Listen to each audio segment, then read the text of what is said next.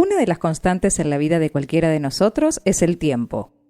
El avance indetenible hace que, muchas veces como podamos, carguemos con lo que ocurre sin poder detenernos, porque éste tampoco lo hace. Y llevamos el pasado a cuestas durante un presente que se enfoca en un futuro con deseos de mejoría y prosperidad. Pero esos 3 momentos no son estancos y pueden mezclarse y variar de acuerdo a recuerdos, situaciones o acontecimientos que parecen hacernos viajar entre ellos. Esta es la historia de Cindy Borgeson, la hermana de Linda O'Keeffe. Un mediodía de julio de 2019, Cindy Borgeson, de 64 años, recibió una llamada de uno de los investigadores del caso de su hermana mientras comía una hamburguesa. ¿Está sentada?, le preguntó el hombre, y ella le dijo que sí, sin saber que de no haberlo estado, la noticia se hubiese encargado de desplomarla en la silla. Quería informarte que arrestamos al hombre que mató a tu hermana. Y el silencio primó, porque Cindy nunca esperó que ese hallazgo ocurriera.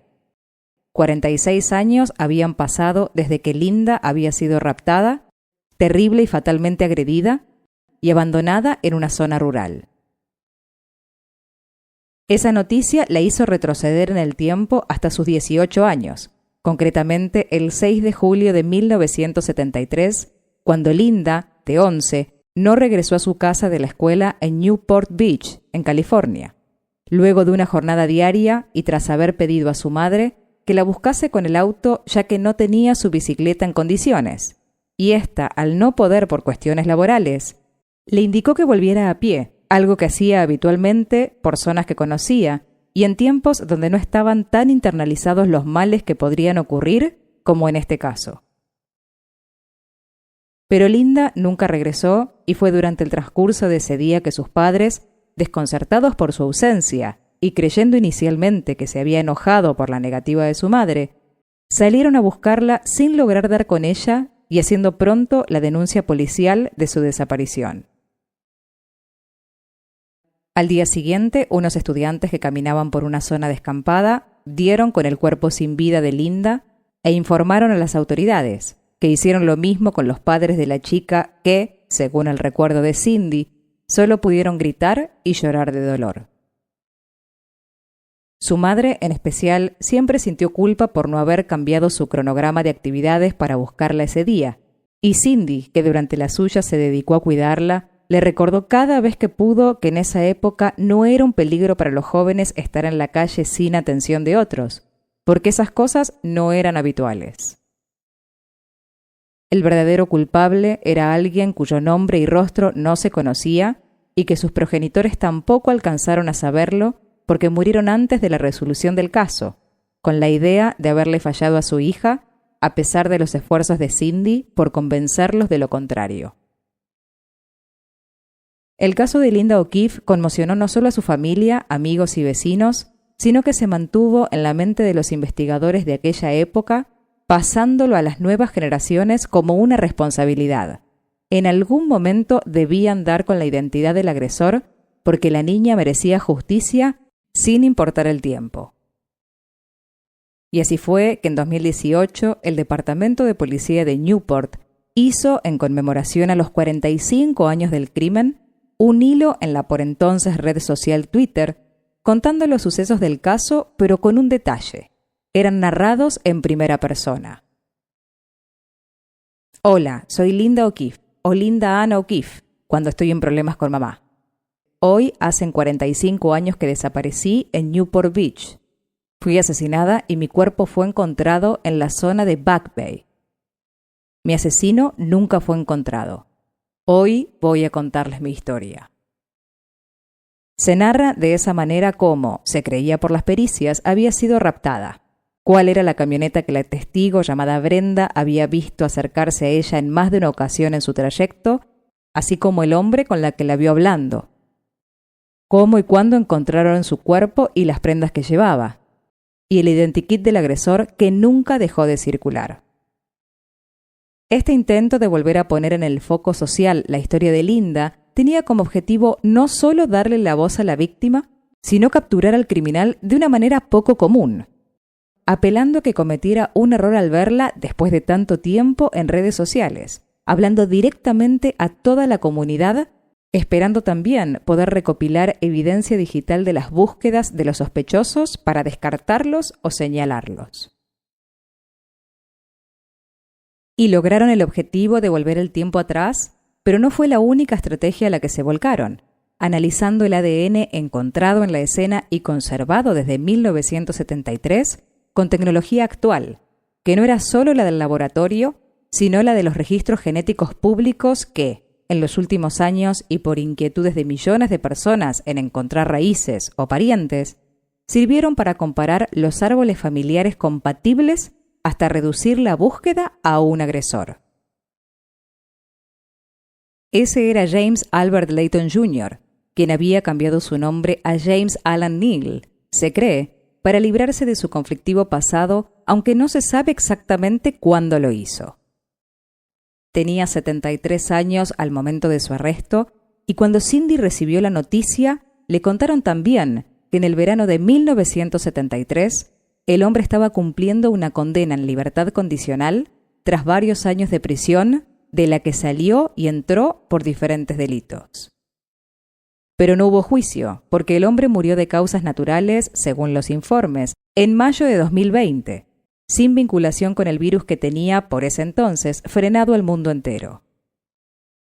Cindy, quien siempre quiso justicia para su hermana, sintió alivio que así fuera, porque no quería enfrentarse, a su edad y después de tanto tiempo, a información del tenor que un juicio puede ofrecer. Había vivido toda su vida con un recuerdo de Linda que no quería cambiar, además de haber sido ella la que cuidó y enterró a sus padres que no supieron que el agresor, de quien los investigadores no tuvieron dudas precisamente por la prueba de ADN, había sido localizado y acusado.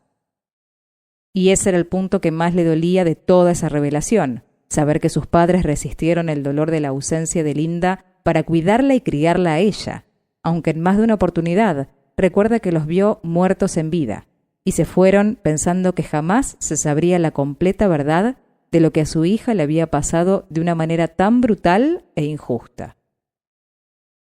Incluso Cindy recuerda en entrevistas el dolor que sintió al conocer la muerte de su hermana, pero nunca pudo comprender exactamente por lo que sus padres pasaban, y esa reflexión la acompañó a lo largo de su vida cuando fue madre y luego abuela, creyendo que ella no hubiera superado una situación como esa, algo que la motivó siempre a acompañar a sus padres que la necesitaron como sostén, en especial en la vejez. Y si bien no hubo proceso en contra de Neal, tampoco existían dudas en la investigación según los que la llevaron a cabo, contrario a los sentimientos de la familia del hombre que siempre manifestaron desconcierto y enojo por su vinculación y los métodos utilizados para eso. Pero James tenía un prontuario mucho más grande del que ellos incluso sabían, habiendo sido arrestado en otras 5 oportunidades entre 1959 y 1969 por varios cargos de robo y puesto en libertad condicional en julio de 1971, 2 años antes del crimen de Linda, y vuelto a encarcelar por violaciones a esa condición de libertad en 1973 en Florida, en 1974 en Denver, donde accedió nuevamente a ese régimen en 1975 hasta el final de su condena en 1977. Pero sus crímenes no culminaron tampoco allí, sino que continuaron con cargos de agresiones sexuales a niñas menores en 1995 y en 2002, casos que brindaron datos para su último arresto en 2019, meses antes de su muerte, y de los que se creía eran los que motivaron aquel cambio de nombre. Pero claro, no pudo cambiar su ADN ni prever que alguien de su familia, lejana o cercana, dejara una marca genética en un sitio web que lograría rastrearlo y condenarlo, al igual que las redes sociales que, inexistentes y hasta impensables en las épocas de sus delitos, mantuvieron viva la historia hasta encontrar respuestas. Y fue tanto el protagonismo de estas plataformas que incluso llevaron a Cindy a agradecer a las autoridades por ese medio, por ponerle un rostro y un nombre al asesino de su hermana, cuya justicia quedaba, como dijo, en manos del gran juez divino, quien se encargaría de su eterno castigo. Pero quizás la sociedad sí haya dado su propio veredicto sobre el caso que conocieron por palabras de la misma víctima, tanto en el caso real como en la película que se inspiró en su historia, titulada The Lovely Bones y estrenada en 2009, traducida al español como Desde mi cielo, en la que Susie, una niña de una edad similar a la de Linda, narra en primera persona su crimen, además de los cambios en su familia que se parecen mucho a lo que Cindy contó sobre la suya, sin la magia y la fantasía del film, claro,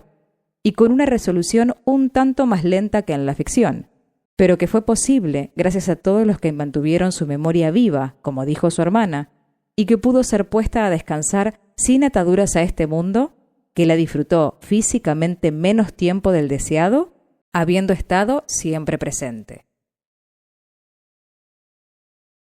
Detrás de la creencia que el tiempo todo lo cura, la experiencia dice lo contrario. Si bien los sentimientos aplacan las voces, los olores y los rostros, la ausencia y la memoria no se desvanecen, por el contrario, se vuelven parte del día a día de los que los extrañan y siguen buscando justicia de la manera que pueden. Y muchas veces llega cuando no la esperan, después de tanto tiempo que parecen los sucesos de una vida anterior o de un pasado tan lejano que se vuelve el ahora que no debería haber demorado tanto.